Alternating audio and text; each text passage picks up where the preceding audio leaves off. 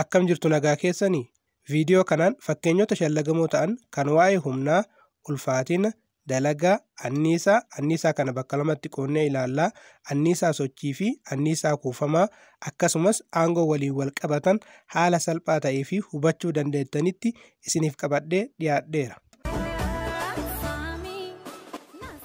Akka shaakalaaf isinii toluuf waraqaa fi qalama isin barbaachisa. Qalamaa fi waraqaa irratti shaakaltan isin barbaachisaa jechuudha. Gaafii erga ilaaltaniin booda ofii keessanii dursa shaakalaa gaafii san hojjechuuf yaalaa. Sana booda haala viidiyoo irratti dalagame ilaaluudhaan wal bira qabaatii laalaa. Kan isin hojjettan sirrii yoo hin ta'in irra deebi'aatii shaakalaa. Irra deebi'aatii yaalaa. Gaafii yoo qabaattan komantiidhaan naa kaa'aa. Question number 11. A box is pushed by a force of 180 Newton without acceleration 5 meters along a horizontal floor. How much work is done? Sanduuqni tokko humna Newtonii 180 ta'uun dhiibamee osoo hin guula'in fageenya meetira 5 dirra dalga diriire irra akka socho'u taasifame. Dalagaan dalagaa'e hammami? Given kennamni force is equal to 180 Newton. Ulfaatinni walqixa tahaa Newtonii 180. Distance is equal to 5 meter. Fageenyi meetira 5 jechuudha. Required barbaadamaan work dalagaa barbaannaa jechuudha. Solution formata work is equal to force times displacement. Dalagaan walqixa tahaa humna baay'isuu qaxxaamuraati. Humna baay'isuu qaxxaamuraa ta'aa jechuudha. Work is equal to force 180 Newton times displacement 5 meter. Dalagaan walqixa tahaa humna nuu kenname Newtonii 180 baay'isuu qaxxaamura meetira 5 jechuudha. Kanaaf dalagaan walqixa tahaa humna baay'isuu qaxxaamuraati waan ta'eef humna Newtonii 180 baay'isuu qaxxaamura meetira 5 ta'aa jechuudha. 180 baay'isuu 5 900 ta'aa jechuudha. So 180 Newton times 5 meter it gives 900 Newton meter or 900 joule. Kanaaf dalagaan walqixa tahaa Newtonii 180 baay'isuu meetira 5 ta'aa jechuudha. Newton meetira 900 yookiin ammoo juulii 900 ta'aa jechuudha. So work done is 900 joule. Kanaaf dalagaan juulii 900 ta'aa jechuudha. Question number 12. A mass is displaced from its original position through a distance of 20 meters by a force of 100 Newton. Wanti tokko yookiin hangi tokko yemmuu humni Newtonii 100 irratti dalageeffame bakka duraan ture irraa kallattii humnaatti meetira 20 socho'e. A. How much work is done? A. Dalagaa hammamtu dalageeffame. B. What would be the work done if the force is doubled having the same displacement? Humni dalageeffame dachaa ta'ee fageenyi adeemame yoo jijjiiramuu baate dalagaan dalagaa'e maal ta'a? C. What would be the work done if the distance is halved while the force is remain constant? Fageenyi adeemame walakkaa ta'ee humni dalageeffame yoo jijjiiramuu baate dalagaan dalageeffame maal ta'a? Given force is equal to 100 Newton. Kennama kenna keessatti humni Newtonii 100 displacement is equal to 20 meter. Fageenyi meetira 20. Distancein meetira 20 jechuudha. Required barbaadamaan work dalagaa barbaannaa jechuudha. Solution for A. Work is equal to force times displacement. Dalagaan walqixa tahaa humna baay'isuu qaxxaamuraati. Work is equal to 100 Newton times 20 meter. Dalagaan walqixa tahaa humna dalagaa'e Newtonii 100 baay'isuu fageenya deemame meetira 20. 100 baay'isuu 20 2,000 ta'a jechuudha. Kanaaf 2,000 Newton meetira yookiin ammoo juulii 2,000 jechuudha. So work is equal with 2,000 joule or Newton meter. Answer for B. When force is 200 Newton. Si'a humni dalageeffame dachaa ta'u. Humni dalageeffame dachaa si'a ta'u Newtonii 200 ta'a jechuudha. Si'a kanatti dalagaan dalagaa'e meeqa ta'a jedhee waan nu gaafateef work is equal to force times displacement. Dalagaan walqixa ta'a humna baay'isu qaxxaamuraati. Humni dachaa ta'ee jira jechuudha. Jalqaba Newtonii 100 ture amma immoo humni dachaa ta'ee fageenyi deemame garuu dhaabbataadha hin jijjiiramne jechuudha. So work is equal to force times displacement. Work is equal to force 200 Newton times displacement 20 meter. Kanaaf dalagaan walqixa ta'a humna Newtonii 200 baay'isuu qaxxaamura yookiin fageenya meetira 20 ta'a jechuudha. 200 baay'isuu 20 4,000 ta'a jechuudha. Kanaaf dalagaan 4,000 Newton meetira yookiin juulii 4,000 jechuudha. So work is equal with 4,000 Newton meter or 4,000 joule. Kanaaf dalagaan juulii 4,000 ta'a jechuudha. Si'a humni dachaa ta'utti. Answer for C. Displacement is equal to 10 meter. Force is equal to 100 Newton. Caa irratti ammoo fageenyi adeemame walakkaa ta'e. Kana jechuun fageenyi adeemame meetira 20 ture. Inni sun walakkaa gaafa ta'u meetira 10 ta'a jechuudha. Humni ammootu yoo jijjiiramuu baate Newtonima 100 yoo ta'e jechuudha. Work is equal to force times displacement. Dalagaan walqixa ta'a humna baay'isu qaxxaamuraati.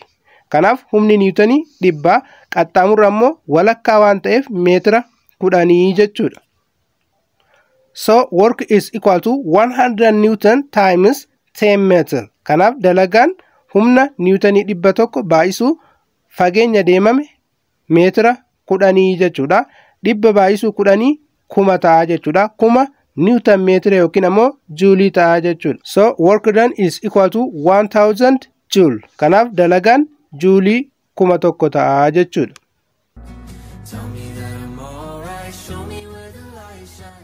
Question number 13.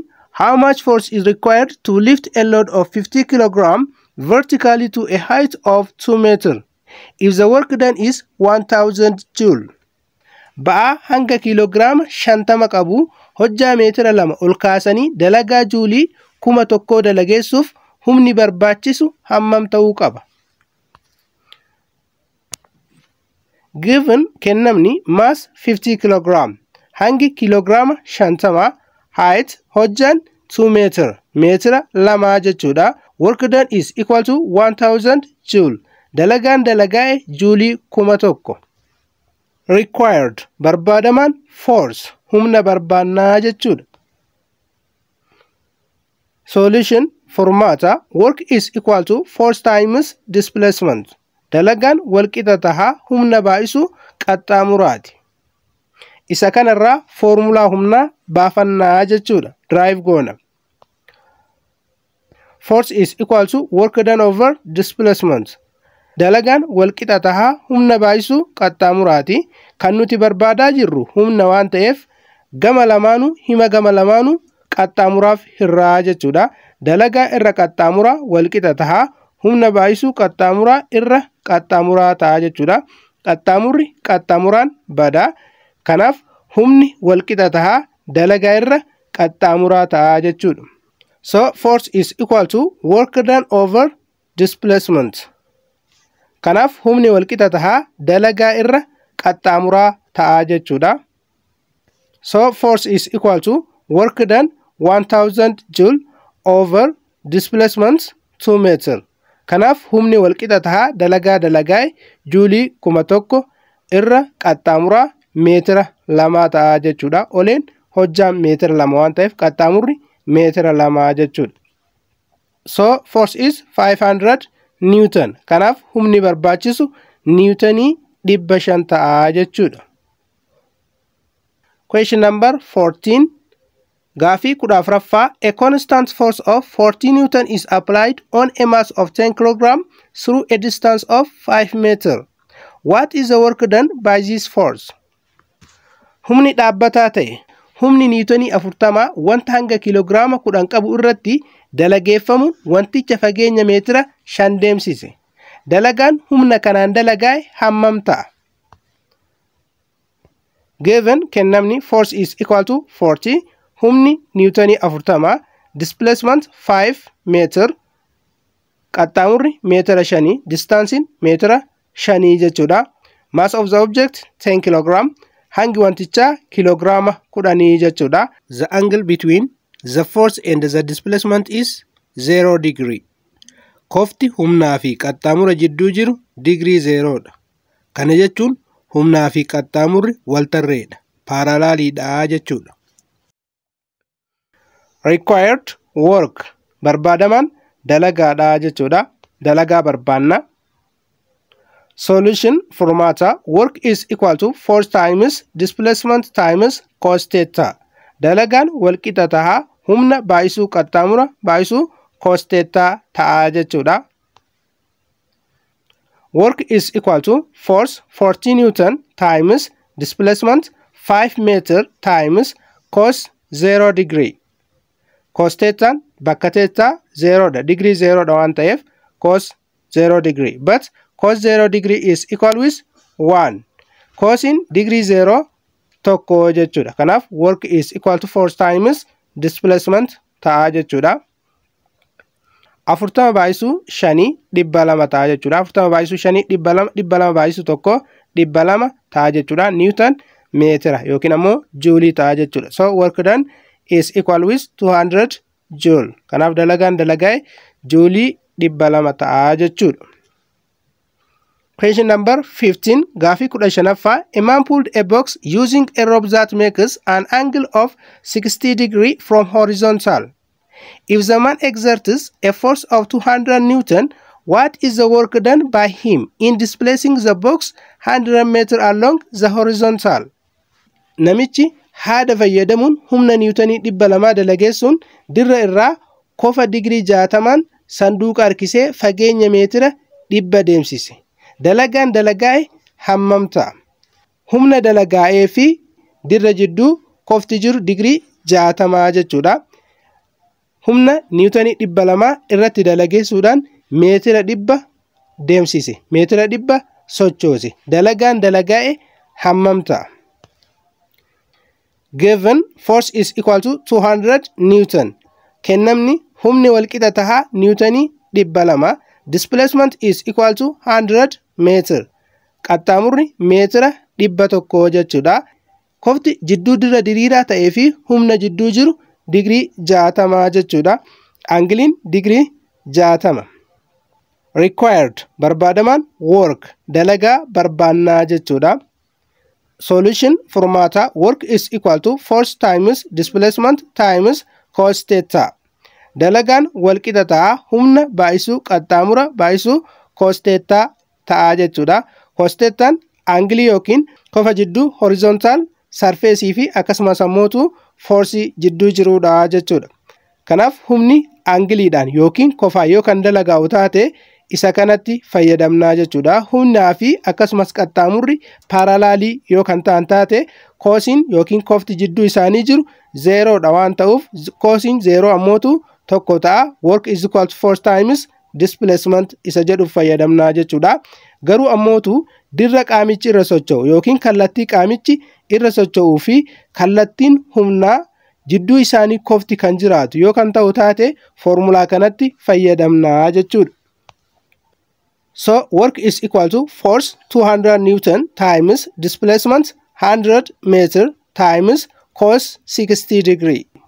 But in this case cos 60 degree is equal to 0.5. Kanaaf dalagaan walqixa tahaa humna dalagaa niwutonii 200 baay'isuu qaxxaamura deemame meetira 100 baay'isuu kofa jidduu humnaatii fi dirraa jiru cos digirii 60 jechuudha. Cos digirii 60 0.5. So work done is equal to 200 Newton times 100 meter times 0.5. Kanaaf dalagaa walqixa tahaa humna niwutonii 200 baay'isuu qaxxaamura meetira 100 baay'isuu cos theta cos degree 60 0.5 ta'a jechuudha. So work done is equal to 200 Newton times 100 meter. It gives 20,000 Newton meter times 0.5. Kanaaf dalagaan walqixa ta'a humna niwutanii 200 baay'isuu qaxxaamuraa meetira 100 inni kun si'a waliin baay'atu niwutan meetira 20,000 ta'a jechuudha. Baay'isuu 0.5 baay'isnaa jechuudha. Isa kana 20,000 niwutan meetira 0.5 si'a baay'isnu juulii 10,000 ta'a jechuudha. So work done is equal to 10,000 Newton meter or joule. Kanaaf dalagaa walqixa ta'a niwutan meetira 10,000 yookiin juulii 10,000 ta'a jechuudha.